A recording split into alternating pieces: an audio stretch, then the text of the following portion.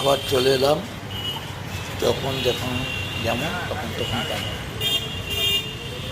Beleghata building মোড়, office যাওয়ার সময় রোজ আমরা এই রাস্তা দিয়ে যাই। আমার উদ্দেশ্য যেভাবে অপকেন্দ্রিতভাবে কখনো সরকারের বিভিন্ন দপ্তরের দোষে, কখনো বা আমাদের নিজেদের দোষে রাস্তাগুলো অপরিষ্কার থাকে। এখানে পাগল টাইপের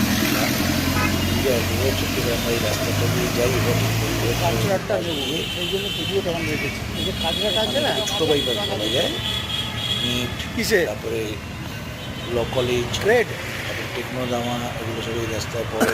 প্লাস পরে পাওয়ার ডিপার্টমেন্ট, পুলিশের সেই রাস্তার উপরে গিয়ে পরিবেশ ভবনের গেটের বাইরে ময়লা দেখতে পেলেন ডাব্লিউপিডিসি দীর্ঘদিন ধরে এই ময়লা জমি বিভিন্ন জায়গা থেকে কালেকশন করে চারিদিকে দেখছেন। একজন মহিলা কোথা থেকে এসছে কেউ জানে না, এ রেখে নানা রকম পাগলামি করে, কখনো আগুন জ্বালিয়ে দেয়।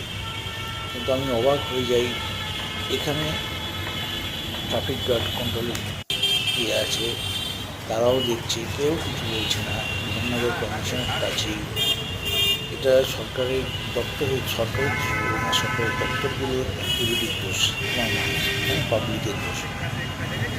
এই জিনিসটা খেয়াল করা উচিত সবার।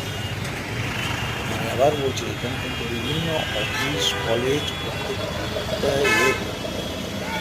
জায়গাটা খুব জমজমাট হয়ে গেছে। একটা জিনিস যেটা বুঝতে পারছি, একজন মহিলা, পাগল বলা, আমরা অফিসকে তো অনেক নাম দিই। যাই হোক, গ্রেড আপনারা দেখুন, আশা করবো যে কারো নজর দেবে।